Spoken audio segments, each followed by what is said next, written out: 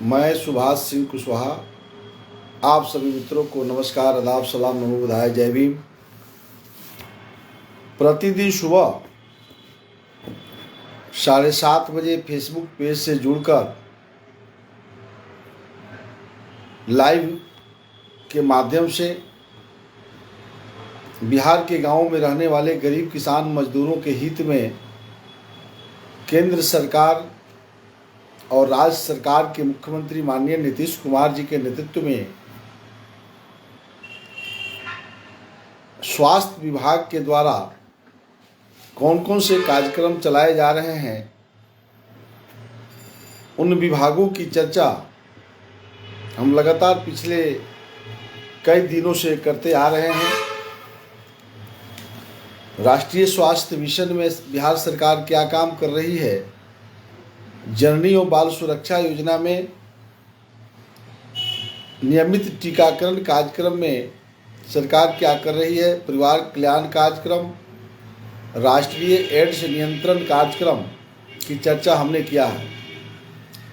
आज हम राष्ट्रीय पोलियो उन्मूलन कार्यक्रम जो पूरे विश्व में चलाया जा रहा है, केंद्र की सरकार, राज्य की सरकार, पूरे भारत में मिलकर के आदरणीय नरेंद्र मोदी जी प्रधानमंत्री के नेतृत्व में विश्व संगठन के लोगों के एक रूपता में सबसे महत्वपूर्ण भूमिका भारत कर रहा है। राष्ट्रीय पोलियो उन्मूलन कार्यक्रम में एक सफल प्रयास से भारत ने किया है, जो पोलियो वायरस से फैलने में रोकने में कामयाब हुआ। लेकिन यह सतत निरंतर प्रक्रिया है, जो स्वास्थ्य विभाग इस काम को हमेशा करती ही रहती है। पोलियो ड्रॉप का चक्र हमेशा चलता ही रहता है। तो ये पंचायत प्रतिनिधियों को, खास करके जो वार्ड के सदस्य हैं और ग्राम पंचायत के मुखिया हैं, इनकी एक बड़ी भूमिका है कि पल्स पोलियो अभियान की सफलता में अक्सर यह देखा जाता है, थोड़ा शुरू करने से पहले, कि जो पंचायत प्रतिनिधि हैं, कल एक दो लोग कमेंट में भी लिखे थे। हम हमेशा कहते हैं कि कमेंट बॉक्स में कुछ लिखिएगा तो उस पर हम लोग बोलेंगे। उनका यह इशारा था कि पंचायत प्रतिनिधि का यह काम नहीं है। हाँ, जरूर हमारे यह विभाग हमको देखना है, यह सरकारी कर्मियों को करना है। तो वहाँ उनकी यह सोच है, लेकिन सब तो सरकारी पदाधिकारी ही करते हैं। तो ये लोकतंत्र में जो पंचायत प्रतिनिधियों की या सांसद विधायकों की जो भूमिका है, यह सर्वोपरि है। निर्णय ग्राम पंचायत को करना है और काम जो है विभाग है, हर विभाग के कर्मचारी और पदाधिकारी हैं। तो कर्मचारी और पदाधिकारियों को केंद्र और राज्य की सरकार जो जवाबदेही दिया है, वह जवाबदेही वह कर रहा है या वो भ्रष्टाचार में लिप्त है या सो गया है। इसलिए जो है प्रतिनिधियों की वहाँ भूमिका हो जाती है उन पर आवश्यक कार्रवाई करना। इसलिए यह कहना कि पंचायत प्रतिनिधियों का यह काम नहीं है, वह डिपार्टमेंट का काम है, तो डिपार्टमेंट तो करती ही है, तब मुख्यमंत्री पर क्यों लोग बोलता है? वहाँ भी तो चीफ सेक्रेटरी बैठे हुए हैं, तब तो भारत के प्रधानमंत्री पर आरोप क्यों लगाइएगा? तो ये बेतुका सवाल है। इसलिए कि पंचायत प्रतिनिधि आप देह मत झाड़िए। अगर स्वास्थ्य विभाग का एक कार्यक्रम भी माननीय मुख्यमंत्री नीतीश कुमार जी या भारत के माननीय प्रधानमंत्री नरेंद्र मोदी जी अगर पल्स पोलियो के लिए या स्वास्थ्य विभाग में जो मैं लगातार 5-6 रोज से चर्चा कर रहा हूँ, उसका कोई कड़ी टूटता है, तो वह दोषी सिर्फ का सिर्फ ग्राम पंचायत है। चूंकि पंचायत समिति को मॉनिटरिंग करना है, जिला परिषद तो मॉनिटरिंग ही न कर सकती है, अनुश्रवण कर सकती है, पर्यवेक्षण कर सकती है, निरीक्षण कर सकती है। सांसद और विधायक निरीक्षण और पर्यवेक्षण कर सकते हैं। कलेक्टर क्या कर सकते हैं? जांच करने के लिए कहिएगा कि यहाँ फेल हो गया, तो कलेक्टर तो जांच ही न करेंगे, कार्रवाई करेंगे। तो कार्रवाई से नतीजा नहीं निकला, अब एक्शन होता रहे, एएनएम को सिर्फ निलंबित हम करते रहें, ग्राम पंचायत के मुखिया को हम निलंबित करते रहें, तो पोलियो अभियान की सफलता नहीं होगी। सफलता तब होगी जब जन जागरूकता जो सरकार चला रही है उसमें हम पंचायत प्रतिनिधियों की भूमिका क्या है। इसलिए इस विषय को हम चर्चा करते हैं कि सरकार क्या करना चाहती है। तो उसमें जरा देखिए, नए पंचायत प्रतिनिधि, वार्ड सदस्य, मुखिया, पंचायत समिति जो जीत करके आए हैं, बहुत से लोगों को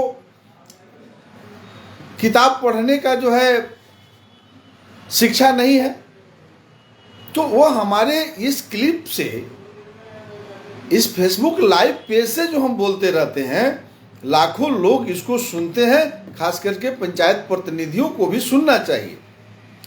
पोलियो क्या है?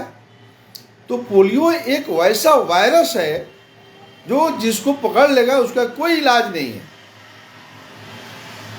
पूरे विश्व के जैसे अभी कोरोना आ गया, 2 डोज पड़ गया, बूस्टर पड़ रहा है, पहला जो डोज, दूसरा डोज। उसी तरह से जब पोलियो आया था, फिर पूरा विश्व लगा था इसको मारने के लिए, इसको पूरा विश्व ने मिलकर के मारा, क्योंकि यह जिस बच्चे को पकड़ लेगा वह बीमारी का इलाज नहीं है। और 5 वर्ष, 0 से लेकर के 5 वर्ष तक के बच्चे को ही अब वायरस फैलता है। तो इसको एक अभियान चला करके, पोलियो का वायरस सामान्यतः हाथ और पैर को डैमेज करता है। आपका ना हाथ उठेगा ना पैर उठेगा, जो आप सब जानते हैं। इसका लक्षण क्या हो सकता है? शुरू में बुखार लगता है, अचानक हाथ पैर सुन्न होना शुरू हो जाएगा, पैर और हाथ का लकवा ग्रस्त हो जाएगा धीरे धीरे। अब कह रहा है कि सभी लकवा पोलियो नहीं है, लकवा मार देगा, कई कारण है। और पोलियो 0 से 5 वर्ष के बच्चों में पाया जाता है, लेकिन गांव में आप देखते हो लकवा मार दिया, ये हम सुनते रहते हैं। तो वो कह रहा है कि सभी लकवा पोलियो नहीं है, पोलियो के अलावा दूसरे कारणों से भी लकवा ग्रस्त आप हो सकते हैं। पोलियो तो 5 वर्ष तक के बच्चे को संभवतः होता है ना, जबकि लकवा जो है बच्चा को भी हो सकता है, बूढ़ा को भी हो सकता है। आपको गंभीर एक्सीडेंट हो जाता, कोई ऐसा नस जो है दब जाएगा, बहुत ज़्यादा बुखार हो जाता है, जल्दी बुखार नहीं जाता है, आपका भोजन की कमी हो जाए, कुपोषण के शिकार हो जाइएगा, तो अब लकवाग्रस्त हो जाते हैं। तो यह सावधानी, इसलिए सरकार आपको खाद्यान्न योजना के माध्यम से, खाद्य आपूर्ति विभाग के माध्यम से गरीबों तक मुफ्त में अनाज तक देने का काम करती है। जो अंतिम कतार में बैठे हुए लोग, अन्नपूर्णा योजना से 10 किलो अनाज भी उसको फ्री में दिया जाता है, 2 रुपये किलो गेहूं, 3 रुपये किलो चावल भी दिया जाता है जो गरीब है। तो सरकार भिन्न भिन्न योजनाओं के माध्यम से, बच्चे जन्म लेते हैं तो उसकी माता को टीका, बच्चे को टीका, हमने टीका के में आपको बताया था। तो ये जनप्रतिनिधियों को जानकारी तब जब रहेगा तब ना एएनएम और आशा से सवाल करेंगे। और ग्राम पंचायत की कार्यकारिणी की जो बैठक होती है मुखिया की अध्यक्षता में, उस बैठक में एएनएम और आशा कार्यकर्ताओं को बुलाना है और वार्ड सदस्य बहस करेंगे कि पोलियो को, अब जो पोलियो के बचाने का जो उपाय हम बोलेंगे यह आपके ध्यान में रहेगा, तब न कार्यकारिणी की बैठक में सवाल उठाइएगा। हम जो ये स्वास्थ्य विभाग की चर्चा कर रहे हैं कि जनप्रतिनिधियों को जानकारी हो और आम लोग जो हमारी बातों को सुन रहे हैं वो अपने वार्ड सदस्य को कहें कि भैया हमारे एक बच्चा छूट गया था, इसको पोलियो ड्रॉप नहीं दिया, घर घर जा कर के पोलियो ड्रॉप देना है। 0 से 5 वर्ष के बच्चे, एक भी बच्चा आपके वार्ड में छूट नहीं गया, इसका सर्टिफिकेट कौन देगा? ये जरूर आशा और एएनएम को देना है, लेकिन जवाबदेही वार्ड के सदस्य को है और ग्राम पंचायत कार्यकारिणी को है। तो ग्राम पंचायत कार्यकारिणी की बैठक में ग्राम पंचायत के मुखिया जब बुलाएंगे एएनएम को और आप जानेंगे कि सवाल क्या क्या करना है, तो सवाल करना है जन्म से 5 वर्ष तक के सभी बच्चों को पोलियो उन्मूलन के दौरान हर बार पोलियो का खुराक पिलाया गया कि नहीं पिलाया गया। वार्ड सभा करिएगा तब ना। अब वार्ड सभा करते हैं सिर्फ मनरेगा में योजना लेना है, 15वां वित्त में योजना लेना है, 6ठा वित्त की पैसा लेना है, तो सिर्फ पीसीसी और मिट्टी काटना और कहाँ नहर की सफाई करना है, इसके अलावा आप पल्स पोलियो की चर्चा नहीं करते हैं। तो जब तक स्वास्थ्य विभाग में जितनी काम मैं रोज बता रहा हूं पिछले 1 सप्ताह से, अभी आगे भी 4-5 रोज चलेगा स्वास्थ्य विभाग, तो ये जनप्रतिनिधियों की भी जानकारी होना चाहिए और गांव के लोगों को भी जानकारी होना चाहिए। दूसरा कह रहा है सभी बच्चों को नियमित टीकाकरण। नियमित टीकाकरण मानिए पोलियो से लेकर के कई चीज है आंगनबाड़ी के केंद्र पर दिया जाता है।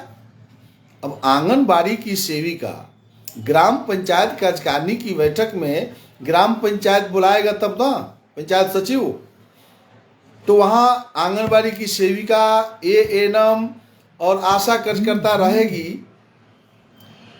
तब वार्ड सदस्य सवाल उठाएंगे, तब ना ग्राम पंचायत के मुखिया फैसला करेंगे। तो पंचायत समिति की बैठक में पंचायत समिति सीडीपीओ और मेडिकल अफसर रहते हैं, तो वहां झगड़ा लड़ाई करते हैं। तो पंचायत समिति की बैठक में लाख प्रस्ताव उठाइएगा, कोई न्याय नहीं होने वाला। न्याय होना है पंचायत सरकार में, क्योंकि गांव से जुड़ा हुआ विषय है। वहां खुले में शौच नहीं करना है। तीसरा कह रहा है यदि खुले में शौच करने जा रहे हैं, वहां कोई कीटाणु आपको पकड़ लिया, वायरस फैल रहा है, तो वायरस को रोकने के लिए सबसे जरूरी है कि आप बाहर शौच करने नहीं जाएं। शौच के लिए सिर्फ शौचालय का प्रयोग करें। भारत के प्रधानमंत्री ने, नरेंद्र मोदी जी ने, बिहार के माननीय मुख्यमंत्री नीतीश कुमार जी ने कहा कि हर घर में शौचालय, 12,000 रुपया दिया गया। ग्राम पंचायत में ओडीएफ हुआ, अब 10 घर बच गया और सर्टिफिकेट चला गया ओडीएफ का। ये भारत के प्रधानमंत्री जी को पता है, बिहार के मुख्यमंत्री जी को पता है, कलेक्टर को पता है, विधायक सांसद को पता है कि किसके घर में शौचालय है कि गलत तरीका से लिख दिया गया। लेकिन वार्ड सदस्य को पता है, वो घर बैठे बता देगा कि किसके घर में शौचालय है और किसके घर में नहीं है। कौन आदमी गांव का बाहर शौच करने जा रहा है, इसकी जवाबदेही कौन तय करेगा? तो इसके लिए सरकार फेल कर गया। किसी किसी इलाके में जाइएगा तो आज भी सड़क के किनारे लोग शौच करने बैठे रहते हैं। इसके लिए दोषी कौन है? बिहार सरकार, भारत सरकार। इसके लिए दोषी है सिर्फ का सिर्फ पंचायत सरकार, क्योंकि पंचायत सरकार मनरेगा में आवास में उलझ के रह गया है। आवास जरूरी है, सड़क भी बनाना जरूरी है, लेकिन स्वास्थ्य विभाग की चर्चा ग्राम पंचायत कार्यकारिणी की बैठक में नहीं हो रही है। इसलिए जो है किसी भी बीमारी का वायरस तेजी से फैलता है। चौथा कह रहा है खाना बनाना, खाने या खिलाने से पहले साबुन से अच्छा तरीका से हाथ को धोइए। शौच से आइए तब बढ़िया से हाथ को साबुन से धोइए। तो ये सिर्फ कोरोना के लिए नहीं है। आपका पोलियो चला, कई ऐसी बीमारियां आया जिसकी हमने चर्चा किया था। विश्व लेवल का स्वास्थ्य संगठन जो है वह इसको रोकने का आपको जो है चलाया वैक्सीन। तो वही पोलियो को रोकने का यह उपाय है कि आप जो है नियमित टीकाकरण बच्चों को हो जाए, बाहर शौचालय नहीं जाए, हरदम शौचालय का यूज करना है, हाथ को साबुन से धोना है। पोलियो उन्मूलन अभियान क्या है? पोलियो उन्मूलन अभियान पोलियो को जड़ से खत्म करने के लिए है। जन्म से 5 वर्ष के बच्चों तक को हर खुराक मिलता है, इसको देखना है। पोलियो वायरस को जड़ से समाप्त करने के लिए सभी बच्चों को एक साथ प्रतिरक्षित होना आवश्यक है। अब एक गांव में छूट गया, 2 को छूट गया, तो इस चक्र को पूरा आप नहीं कर सकते। तो ये तो वार्ड के सदस्य ही न तय करेंगे। पोलियो की खुराक बार बार पिलाना क्यों जरूरी है? पोलियो से बच्चों को सुरक्षित रखने के लिए पोलियो का खुराक बार बार दिया जाना है। जब तक यह विषाणु है, कीटाणु है, दुनिया में रहेगा, तब कहीं ना कहीं ये प्रभावित करेगा। इसलिए विश्व के सभी बच्चों को 0 से 5 वर्ष को यह चक्र टूटने नहीं देना है। इसमें पंचायत प्रतिनिधि की भूमिका है कि नहीं है? अब गवर्नमेंट है, पंचायत सरकार है, इस विषाणु को जड़ से समाप्त तभी हम कर सकते हैं जब हर एक बच्चे को पोलियो का खुराक हम पिला दें। बस एक लाइन में समझिए।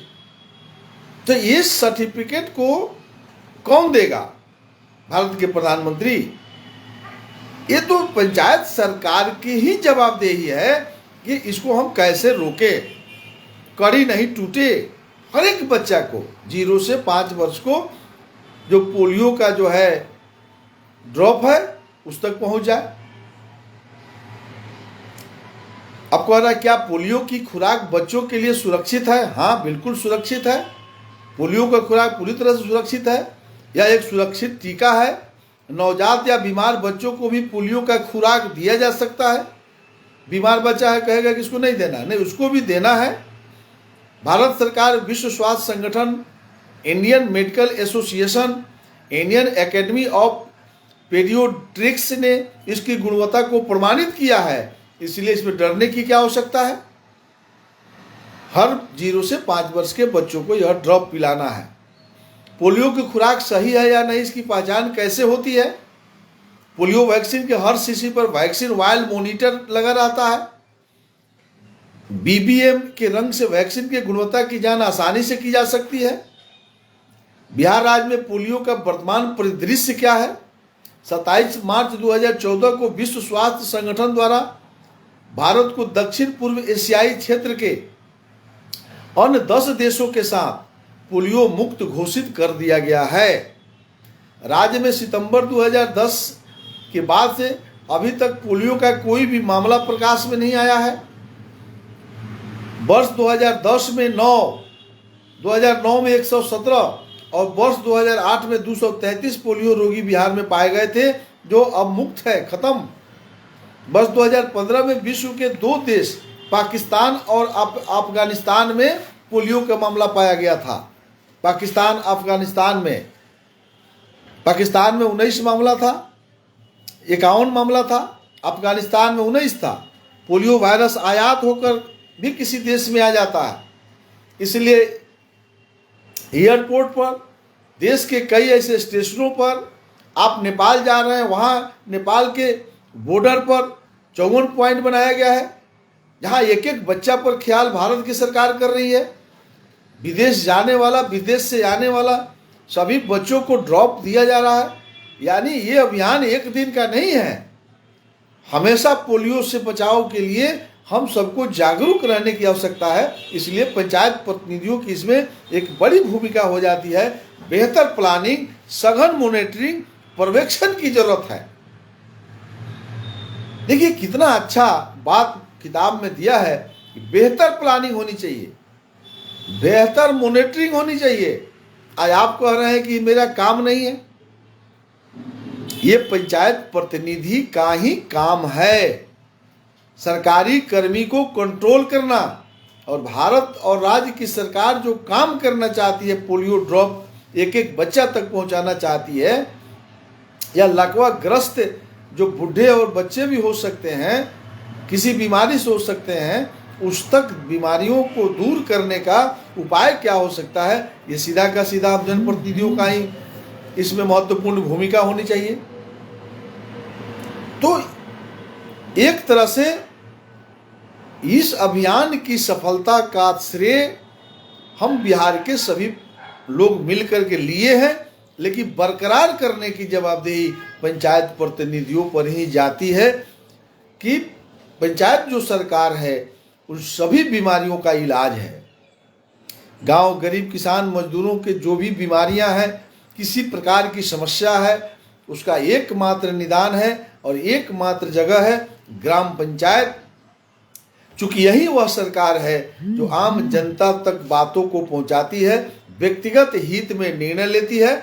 बाकी जितने भी जनप्रतिनिधि हैं, पंचायत समिति हो, जिला परिषद हो, आपको विधानसभा के सदस्य हो, लोकसभा के सदस्य हो, आपको बीडीओ हो, एसडीओ हो, कलेक्टर हो, कमिश्नर हो, चीफ सेक्रेटरी हो, ये सब लोग जो है सिर्फ के सिर्फ एक व्यवस्था बनाने के लिए ये सब जगह बनाई गई है, लेकिन अंतिम कतार तक निवाला पहुंचाने तक का जवाबदेही, आपको स्वास्थ्य की जवाबदेही, शिक्षा की जवाबदेही, संपूर्ण जवाबदेही ग्राम पंचायत सरकार को है। और उस ग्राम पंचायत सरकार में ग्राम पंचायत की अहम भूमिका है। इस भूमिका के निर्वहन के लिए एक बार बिहार के ग्राम पंचायत के सदस्यों से और ग्राम पंचायत के सभी मुखिया गण से इस निवेदन के साथ कि आप सभी विभागों का मॉनिटरिंग अच्छा से तब होगा जब अपने ग्राम पंचायत के सदस्यों और मुखिया नियमित सप्ताह में 1 या 2 दिन का समय निकाल करके, या अभी आचार संहिता है, शानदार समय है, आचार संहिता में आप नया कोई काम नहीं कर सकते हैं। बिहार में एमएलसी का चुनाव चल रहा है, उस एमएलसी के चुनाव में आप एकदम, आपके पास पूरा समय है। आप प्रतिदिन ग्राम पंचायत सदस्य और मुखिया को किताब, 4 किताब बिहार सरकार ने जो पिछला बार दिया था इस बार भी मिलेगा, उस किताबों का अध्ययन 1-1 घंटा पढ़ना चाहिए और उस पर बहस करना चाहिए। विभाग वाइज चर्चा करना चाहिए, किस विभाग में, जैसे ये पिछला बार 3 नंबर किताब है, 3 नंबर पीला कलर का जो किताब है, जो पुराने वार्ड सदस्य हैं, बहुत लोग किताब हमसे पूछता है किस किताब से पढ़ते हैं, तो पहले वाले जो ग्राम पंचायत के कोई भी प्रतिनिधि होगा उसको बिहार सरकार ने किताब दिया है 4। हम 3 किताब में आप जब जाएंगे तो उसमें विभाग वाइज चर्चा है, उसका अध्ययन करिए। फिर नया जो सर्कुलर निकलता है विभाग वाइज उसको निकालिए। और आप कार्यकारिणी के सदस्य जो मीटिंग करते हैं, पहले आप घर में बैठ करके एक दूसरे से ज्ञान को बढ़ाइए, और जिस दिन आपकी ज्ञान बढ़ जाएगी तब सरकारी कर्मी कंट्रोल में रहेगा, तब आप सरकारी कर्मचारियों पर आप जो है सवाल उठाने में आपको आनंद आएगा। सवाल उठवाने के पहले हम तो कई ग्राम पंचायत के मुखिया को बोलते हैं कि आप कार्यकारिणी की बैठक में चूंकि 50-60 पदाधिकारी बैठते हैं, अब अलग बात है कि आप नहीं बुलाइएगा तो वार्ड और मुखिया बैठ कर तो झाल बजाने के अलावा सिवाय कुछ नहीं करिएगा। लेकिन बहुत से मुखिया स्वास्थ्य विभाग के ये नाम हम बोल ही रहे हैं, राजस्व विभाग के कर्मचारी को बुलाइए, शिक्षा विभाग के सभी हेडमास्टर को बुलाइए, कृषि विभाग के किसान सलाहकार को बुलाइए, मनरेगा के जेई को बुलाइए, रोजगार सेवक को बुलाइए, कनीय अभियंता को बुलाइए, बिजली विभाग के जूनियर इंजीनियर को बुलाइए, लघु सिंचाई के जूनियर इंजीनियर को बुलाइए, सिंचाई को जूनियर इंजीनियर को बुलाइए, RWD के जूनियर इंजीनियर को बुलाइए, तो गाडा के जूनियर इंजीनियर को बुलाइए। तो इस तरह से जितनी भी डिपार्टमेंट है वो सब कर्मचारी और पदाधिकारी को पंचायत स्तर पर बुला करके एक ग्राम पंचायत के मुखिया को एक कार्यकारिणी की बैठक 1 दिन में तक हर संभव नहीं है, कम से कम 2 दिन करना चाहिए। अब स्वास्थ्य विभाग के जितना काम है उसका ANM से अगर एक बिंदु पर मुखिया अगर सवाल करना शुरू करेंगे तो कम से कम 4 घंटा लगेगा। आधा घंटा में बिहार में कार्यकारिणी की बैठक संपन्न हो जा रही है। ये मजाक बना हुआ है बिहार में, और सब लोग कह रहा है कि नीतीश कुमार फेल कर गए। तो बिहार सरकार फेल तब ना हम मानेंगे जब उसका इंफ्रास्ट्रक्चर दावा नहीं पहुंच रहा हो, पंचायतों में ANM नहीं हो। तो ग्राम पंचायत सरकार ही बिहार सरकार के कामों को और केंद्र सरकार के कामों तक गांवों तक पहुंचाने में बाधक बनी हुई है। गांवों तक जो विकास सरकार करना चाहती है वह ग्राम पंचायत सरकार काम नहीं कर रही है, पहुंचने नहीं दे रही है। अब इसके लिए भी जिला परिषद को कानून बनाया गया था, उसे ग्राम पंचायत को भंग करने का अधिकार है, तो कितना भंग कीजिएगा। तो सवाल ये भी है इसलिए ग्राम पंचायत को सशक्त होना होगा, ग्राम पंचायत के मुखिया को आगे आना होगा, अपने दिल को बड़ा करना पड़ेगा। ऐसा नहीं है कि आपकी दिल बड़ा नहीं है, मैं छोटा कह रहा हूं, लेकिन कार्यकारिणी की बैठक में यदि विभागीय मॉनिटरिंग नहीं होती है, 2 दिन 3 दिन बैठक नहीं होगी, अब 1 घंटा 2 घंटा में कर लीजिएगा तो हमको भरोसा नहीं होगा। हमको क्या होगा? किताब को भरोसा नहीं होगा। इसलिए बिहार के साथियों, आप सबको मॉनिटरिंग करना पड़ेगा, विभागीय समीक्षा करनी पड़ेगी, तब आपको पता लगेगा कि किस विभाग में क्या क्या काम हो रही है। अब लगभग 80 से 85 स्कीम है कृषि विभाग में, 11 स्कीम है स्वास्थ्य विभाग में, शिक्षा विभाग में लगभग 94-95 गो योजना है। वार्ड सदस्य को कई गो योजना पता है? तो ये वार्ड सदस्य को नहीं पता होगा, विद्यालय के हेडमास्टर से बात करना होगा, तो क्या बतियाइएगा? तो इसके लिए ज्ञान होना चाहिए। ज्ञान, किताबी ज्ञान जरूरी नहीं है, सुन के भी ज्ञान हो जाता है। इसलिए हमने कहा कि 1 घंटा का समय 2 घंटा का निकाल करके वार्ड सदस्य और मुखिया को एक साथ बैठ करके एक एक विभाग में चर्चा करना चाहिए। इसका हम कैसे ठीक करेंगे, शिक्षा विभाग को कैसे ठीक करेंगे, स्वास्थ्य को कैसे ठीक करेंगे, पीने के पानी को कैसे ठीक करेंगे।